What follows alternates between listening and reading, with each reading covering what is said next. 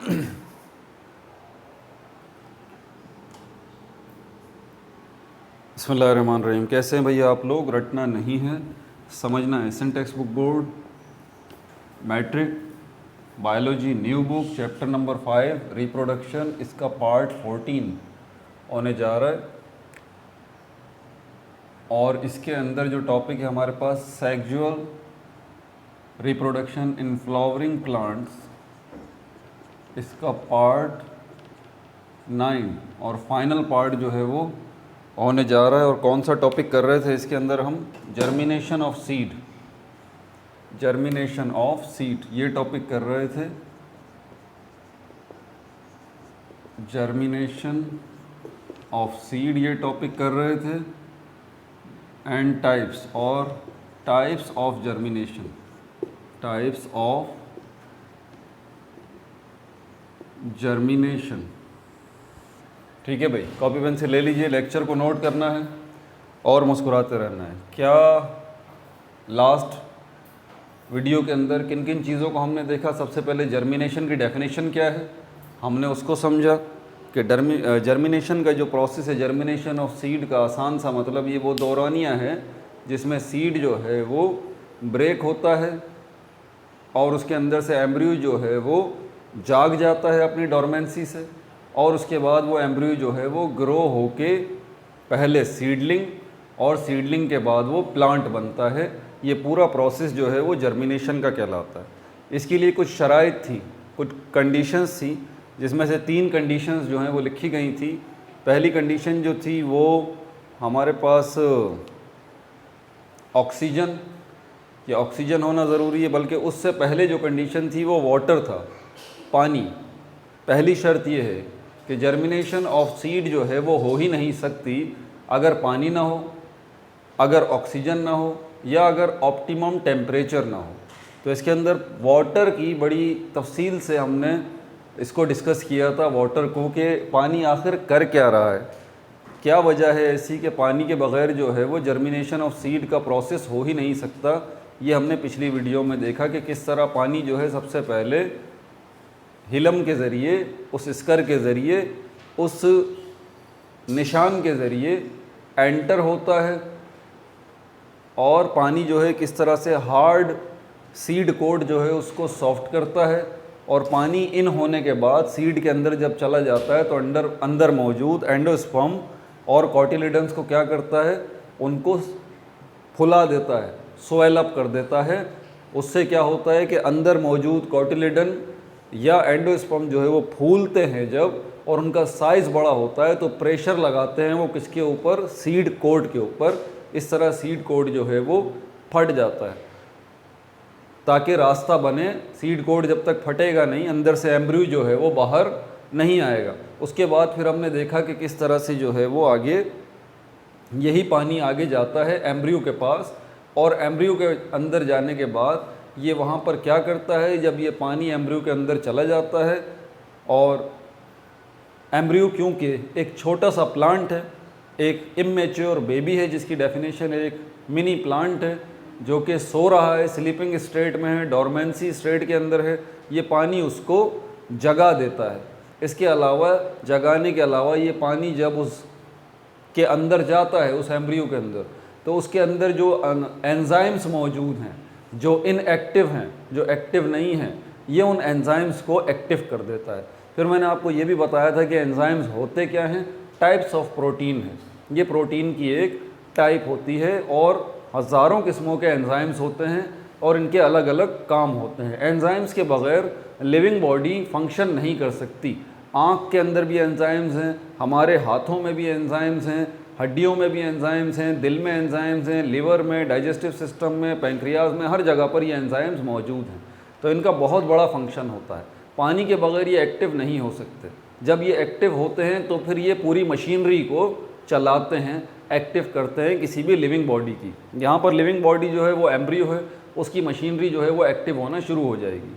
फिर हमने ये देखा कि ये जो एम्ब्रियो है, क्योंकि ये एक लिविंग बॉडी है, लिविंग बॉडी है तो सबसे पहले लिविंग थिंग्स को क्या चाहिए होता है? खाना चाहिए होता है। तो खाना इसको कहाँ से मिलेगा? या तो एंडोस्पर्म से मिलेगा, या फिर इसको किससे मिलेगा? कॉटिलिडन्स के अंदर जो फूड स्टोर है उससे मिलेगा। खाना एक एम्ब्रियो खाने के बाद क्या करेगा, एक खाना जिसको हम फूड कहते हैं, इसका मकसद क्या है, ये भी मैंने आपको पिछली वीडियो में क्लियर कर दिया था कि फूड या खाना, जिसको आसान लफ्ज़ों में हम केमिस्ट्री की ज़बान में ग्लूकोज कहते हैं, जिसका केमिकल फार्मूला C6H12O6 है। और किसी भी लिविंग बॉडी के अंदर, किसी भी लिविंग बॉडी को अगर खाना चाहिए होता है यानी कि ग्लूकोज चाहिए होता है, यानी कि C6H12O6 चाहिए होता है, तो वो उसका मकसद क्या होता है कि उस फूड से क्या मिल जाए, उस फूड से जो है वो एनर्जी मिल जाए, एनर्जी मिल जाए। क्योंकि बेसिकली लिविंग बॉडी को फूड नहीं चाहिए होता है, लिविंग बॉडी को फूड नहीं चाहिए होता है, लिविंग बॉडी को एनर्जी चाहिए होती है। एनर्जी की आसान सी डेफिनेशन होती है कैपेबिलिटी टू डू वर्क, काम करने की सलाहियत। मतलब एनर्जी होगी तो आप काम कर सकते हैं। कैपेबिलिटी टू डू वर्क, काम करने की सलाहियत। और काम का मैंने आपको क्लियर बताया था, काम का मतलब है हरकत, और हरकत का मतलब है ज़िंदगी। तो ज़िंदगी हो और हरकत ना हो, यानी कि ज़िंदगी हो और काम ना हो, तो ये काम या हरकत ज़िंदगी की अलामत है। और ये काम या हरकत, इसके लिए क्या चाहिए आपको, एनर्जी चाहिए। तो किससे मिलती है ये एनर्जी, फूड से मिलती है। Here arrives the function of oxygen, यहीं पर फिर ऑक्सीजन का किरदार शुरू होता है। ये मैंने आपको पिछली वीडियो में बताया था, जिसका केमिकल फार्मूला ये है। फूड के अंदर से इस एनर्जी को अनलॉक करने के लिए, इस एनर्जी को निकालने के लिए फूड में से किस चीज़ की ज़रूरत होती है, ऑक्सीजन की। ये ऑक्सीजन कहाँ मौजूद है, ये वाटर में ही मौजूद है। तो जब पानी जाएगा एम्ब्रियो के पास तो ऑक्सीजन भी चली जाएगी। वो पानी जो है वो ना सिर्फ जगाएगा एम्ब्रियो को, बल्कि वो पानी क्या करेगा वो पानी जो है वो सराउंडिंग में, उस एम्ब्रियो के सराउंडिंग में जो फूड है, जो एंडोस्पर्म है, जो कॉटिलिडन है, उस फूड को भी सॉफ्ट कर देगा ताकि एम्ब्रियो उसको खा सके। अब एम्ब्रियो के अंदर दो चीज़ें पहुंच चुकी, एक तो उसका फूड पहुंच गया उस एम्ब्रियो की बॉडी के अंदर, दूसरा उस बॉडी के अंदर क्या चीज़ पहुंच गई, ऑक्सीजन पहुंच गई। इसी फूड को मैंने अभी नाम दिया था ग्लूकोज का, और इसी का मैंने फिर केमिकल फार्मूला लिखा था C6H12O6। ये ऑक्सीजन के साथ रिएक्ट करता है। पिछली वीडियो में मैं बता चुका हूँ कि ये ग्लूकोज और ऑक्सीजन आपस में रिएक्ट करते हैं, केमिकल रिएक्शन होता है, तब जाके इस ग्लूकोज या फूड में से एनर्जी मिलती है। इस जुमले को मेरा ज़रा ध्यान से दोबारा सुन लीजिए कि फूड में से, यानी कि ग्लूकोज में से, यानी कि C6H12O6 में से एनर्जी निकालने के लिए ऑक्सीजन की ज़रूरत है। और ये ऑक्सीजन जब इस ग्लूकोज या फिर जो है वो इस फूड से या C6H12O6 से जब रिएक्ट करती है तो उसके नतीजे में एनर्जी मिलती है। उसी एनर्जी को यूटिलाइज़ करेगा, उसी एनर्जी को यूज़ करेगा कौन, एम्ब्रियो। एम्ब्रियो उसको यूज़ करेगा और फिर वो एम्ब्रियो क्या करेगा, वो काम करेगा, वो हरकत करेगा। और एम्ब्रियो की हरकत का मतलब उसकी ग्रोथ है, उसका बड़ा होना है। हरकत का मतलब क्या है एम्ब्रियो की, उसकी ग्रोथ। तो इस ज़रा टेक्निकल नुक्ते को समझिएगा। इसी केमिकल रिएक्शन को, जिसमें ग्लूकोज और ऑक्सीजन आपस में रिएक्ट करते हैं, जिसके नतीजे में एनर्जी रिलीज़ होती है, इसी प्रोसेस को हम रेस्पिरेशन का नाम देते हैं। यह हमारी बॉडी में भी होता है। इसके अलावा दो चीज़ें मैंने आपको और भी बताई थी पिछली वीडियो में जो कि पैदा होती हैं। मैंने केमिकल रिएक्शन की डेफिनेशन भी बताई थी। वाटर पैदा होता है और कार्बन डाइऑक्साइड गैस भी पैदा होती है। तीन चीज़ें जो है वो निकलती हैं इस केमिकल रिएक्शन के दौरान, एक वाटर, दूसरा कार्बन डाइऑक्साइड और तीसरा एनर्जी। तो आपको कनेक्शन समझ में आ रहा है। अब जो है उस एम्ब्रियो के अंदर हरकत शुरू होगी, यानी कि ग्रोथ शुरू होगी। एम्ब्रियो किसका है, इंसानों का एम्ब्रियो नहीं है, बल्कि वो प्लांट का एम्ब्रियो है। इंसानों का एम्ब्रियो होता तो फिर वो उसके अंदर हरकत होती या ग्रोथ होती तो क्या होता, उस इंसानों के एम्ब्रियो के हाथ बनते, पैर बनते, नाक, कान, ये सब कुछ बनता। लेकिन क्योंकि ये प्लांट का एम्ब्रियो है तो इसमें क्या बनेगा, इसमें दो सिस्टम बनेंगे, एक शूट सिस्टम कहलाता है, दूसरा रूट सिस्टम कहलाता है। शूट सिस्टम से क्या होगा, शूट्स बनेंगी, रूट सिस्टम से क्या होगा, रूट्स बनेंगी। और शूट सिस्टम और रूट सिस्टम के बनने का मतलब ये एम्ब्रियो जो है अब वो क्या बन चुका है, पहले सीडलिंग और उसके बाद ये पूरा प्लांट बन चुका है। बात समझ में आ रही है, पिक्चर पूरी क्लियर हो गई यहाँ पर। फिर मैंने आपको ये भी बताया था कि एम्ब्रियो का कौन सा पार्ट है जो कि रूट सिस्टम बनाएगा और कौन सा पार्ट है जो कि शूट सिस्टम बनाएगा। तो मैंने आपको बताया था कि एम्ब्रियो का जो ये प्ल्यूम्यूल है ये शूट सिस्टम बनाएगा और ये ऊपर की तरफ जाएगा। ये सीड कहाँ पर है, ये सीड मट्टी में है ना, तो मट्टी में से क्या होगा, शूट सिस्टम यानी कि स्टेम ऊपर की तरफ ग्रो करेगी। एम्ब्रियो के कौन से पार्ट से, प्ल्यूम्यूल से। और इस एम्ब्रियो का जो नीचे वाला पोर्शन है जिसको हम रेडिकल कहते हैं, यहाँ से रूट्स जो है वो डाउनवर्ड जाना शुरू होंगी। दो हिस्सों में सफ़र शुरू हो जाएगा इस एम्ब्रियो की ग्रोथ का, एक तो रूट सिस्टम, दूसरा शूट सिस्टम। यहीं पर मैंने आपको फिर केमिकल रिएक्शंस जो कि लिविंग बॉडीज़ के अंदर होते हैं उनका एक स्पेसिफिक नाम है जिसको मेटाबॉलिज्म कहा जाता है, मैंने आपको ये भी बताया था।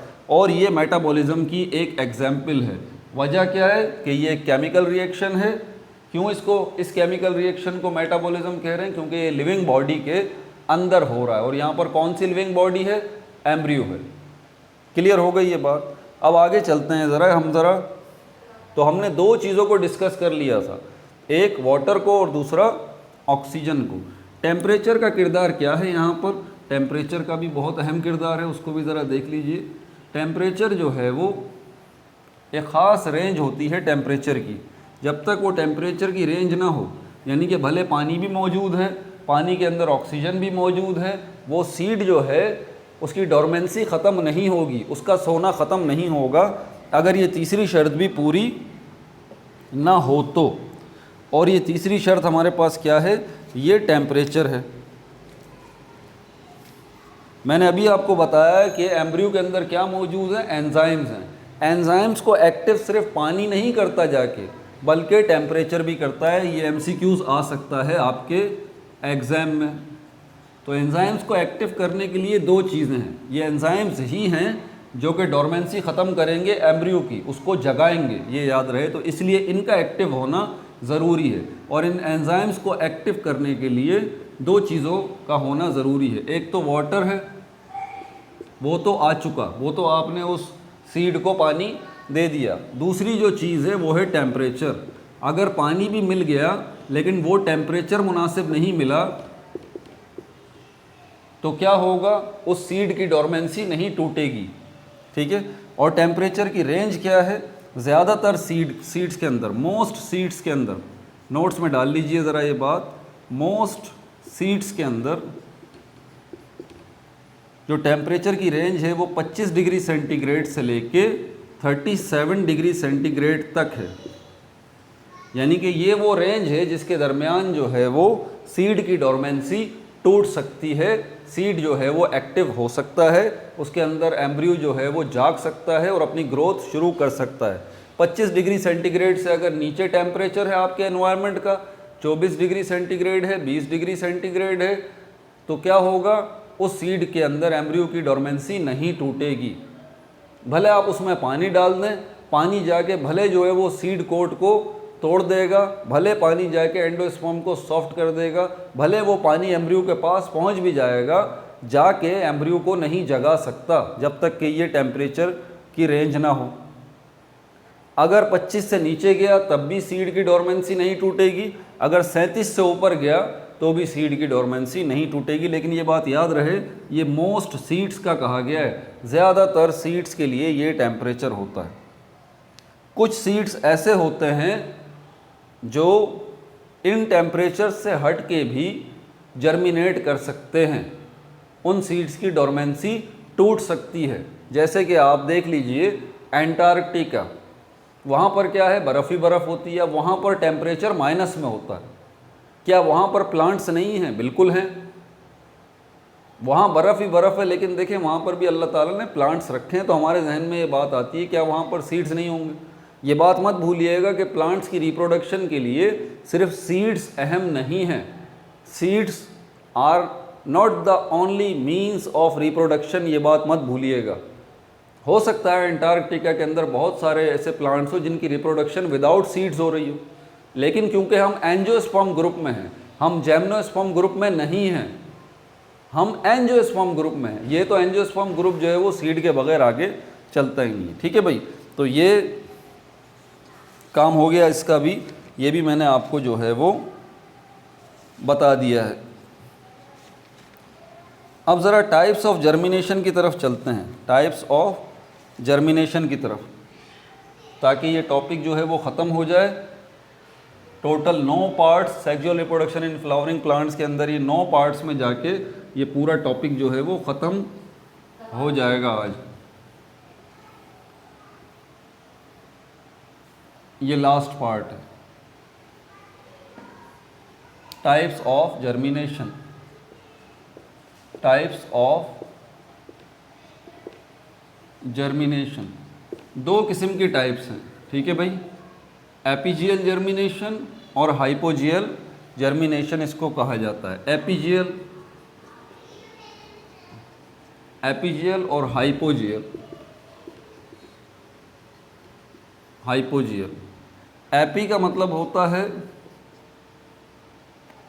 Below, AP means above, AP means above. और ये जियल वर्ड जो निकला है ये जियो से निकला है, और जियो का मतलब है अर्थ। अब बात समझ में आ रही होगी। होता है ना एम्ब्रियो के अंदर क्या होता है, एम्ब्रियो के 2 हिस्से होते हैं ना, एक रूट सिस्टम होता है, एक शूट सिस्टम होता है।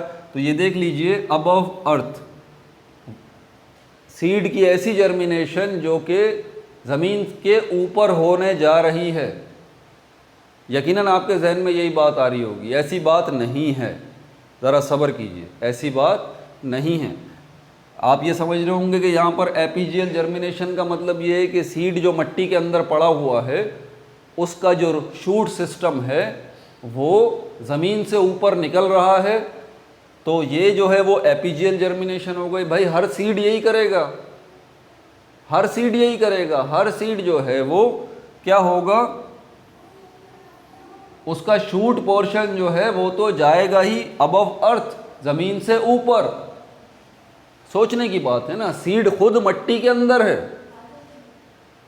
तो भले सीड मिट्टी के अंदर हो, उसका प्ल्यूम्यूल वाला पार्ट तो अबव अर्थ ही जाएगा ना। ये तो कॉमन सेंस की बात है, तो ये तो सब सीड्स में होगा। तो 2 टाइप सीड्स की कैसे बन गई, वेट कीजिए बताता हूँ। हाइपोजियल की तरफ आ जाइए। हाइपो का मतलब है बिलो, हाइपो मीन्स बिलो।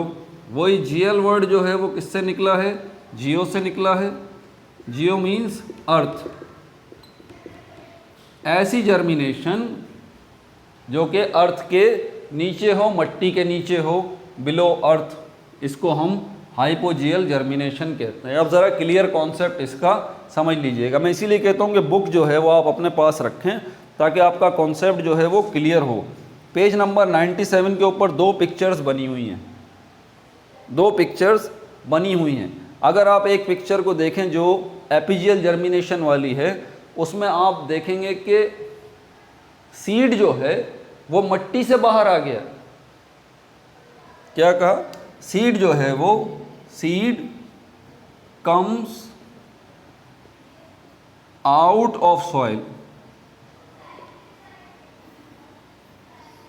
जी, सीड जो है वो जर्मिनेशन के दौरान मिट्टी के अंदर नहीं है, सीड पूरा का पूरा मिट्टी से बाहर आ गया है, अबव अर्थ आ गया है।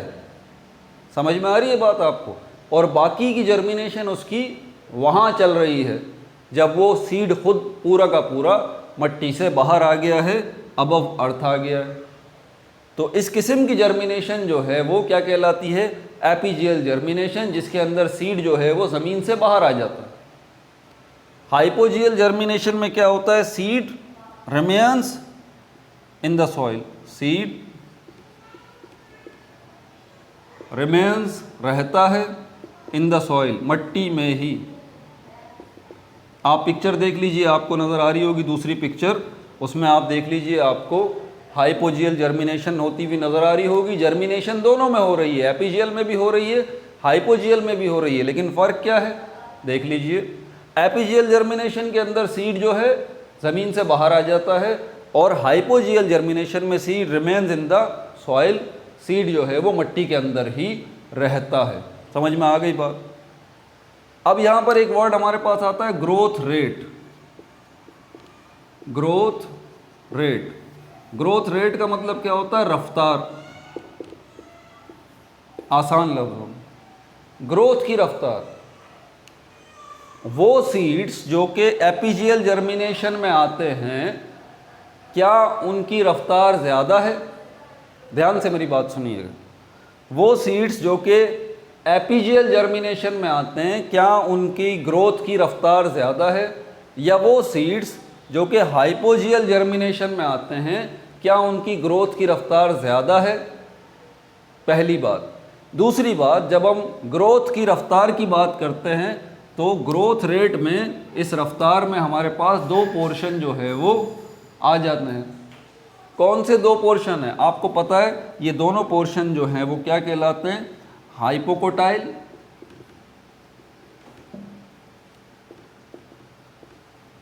हाइपोकोटाइल और एपिकोटाइल।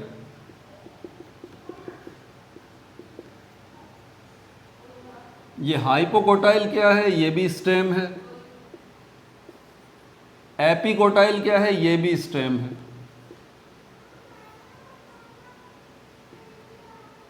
अब ये बात मत भूलिएगा कि एक सीड के अंदर दो सिस्टम्स हैं, शूट सिस्टम और रूट सिस्टम। समझ में आ रही है बात आपको?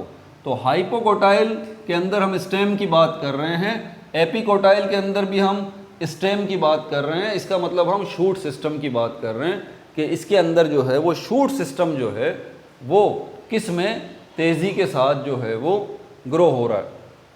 शूट सिस्टम जो है वो किस में उसकी रफ्तार, उसकी ग्रोइंग की रफ्तार शूट सिस्टम की वो ज़्यादा है। अब ज़रा एक हाइपोकोटाइल और एपिकोटाइल के अंदर ज़रा टेक्निकल नुक्ता यहाँ समझ लीजिए पहले।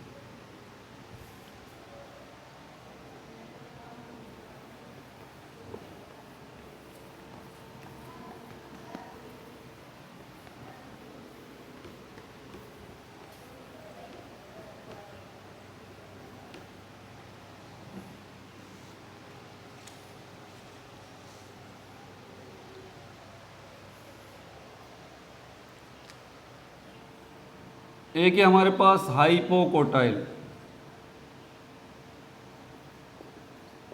दूसरा है हमारे पास एपिकोटाइल।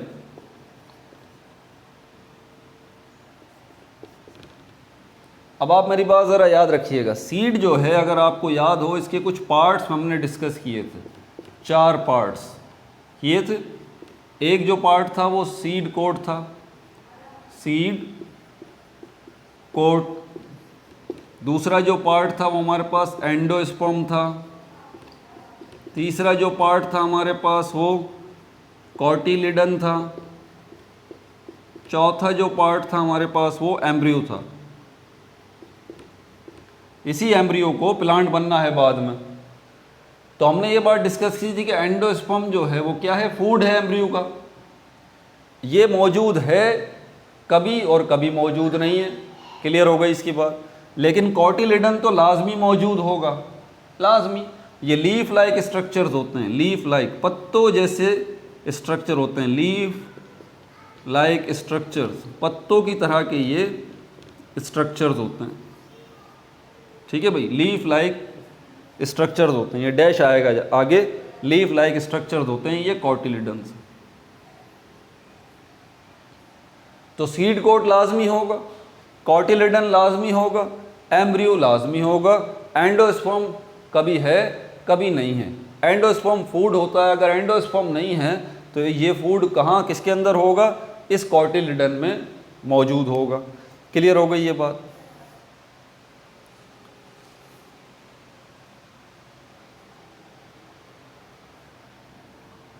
हाइपोकोटाइल क्या है? Region, stem. आसान लफ्ज़ों में स्टेम अबव कॉटिलिडन।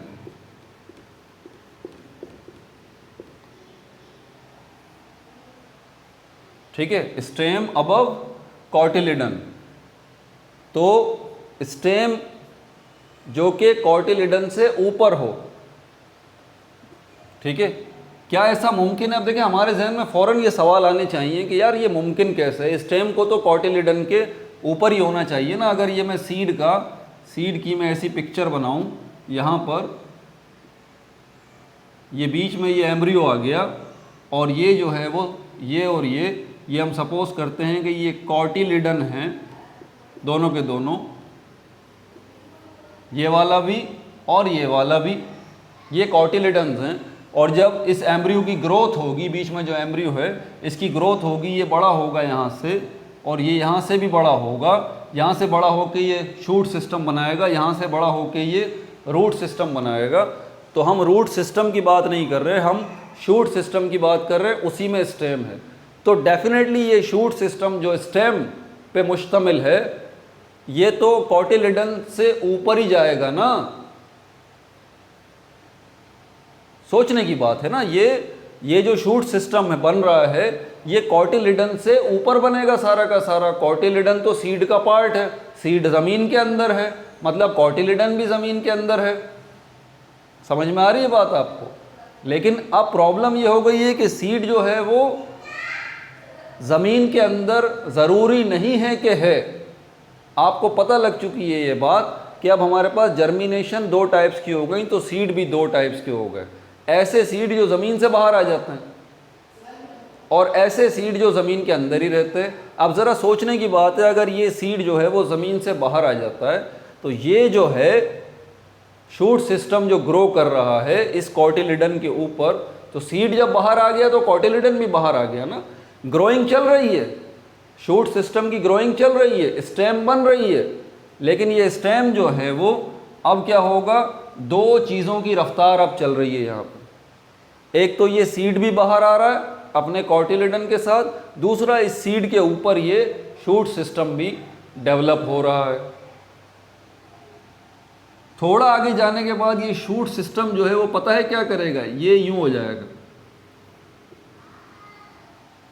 ये यूं हो जाएगा, ये शूट सिस्टम इस तरह से चला जाएगा और इसकी रफ्तार जो है वो बढ़ती रहेगी बढ़ती रहेगी बढ़ती रहेगी।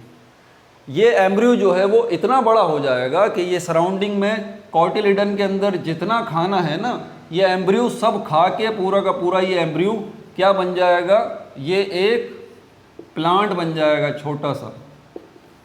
क्या बन जाएगा ये प्लांट बन जाएगा छोटा सा और इसकी ग्रोथ होती रहेगी।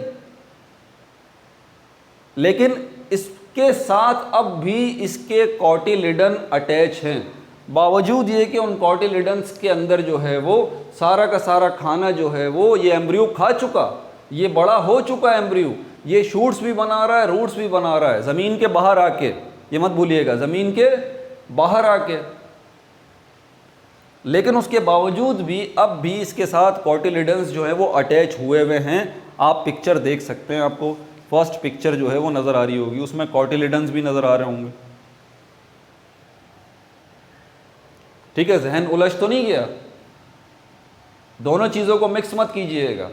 मैंने कहा कि एपीजियल जर्मिनेशन और हाइपोजियल जर्मिनेशन, ये जर्मिनेशन की वो टाइप्स हैं, पहले इसको जहन में रखें। बायोलॉजी में प्रॉब्लम ये है कि हम भूल जाते हैं। एपीजियल जर्मिनेशन वो जर्मिनेशन है जिसमें सीड ज़मीन से बाहर आ गया। हाइपोजियल जर्मिनेशन वो जर्मिनेशन है जिसमें सीड ज़मीन के अंदर है। ये अलग चीज़ है, ठीक है। और ये जो हाइपोकोटाइल की बात कर रहा हूँ और एपिकोटाइल की बात कर रहा हूँ, ये अलग कॉन्सेप्ट है। इसका ताल्लुक ज़मीन के ऊपर सीड के होने से या ज़मीन के नीचे सीड के होने से नहीं है, इसका ताल्लुक स्टेम से है। एपिकोटाइल का ताल्लुक भी स्टेम से है।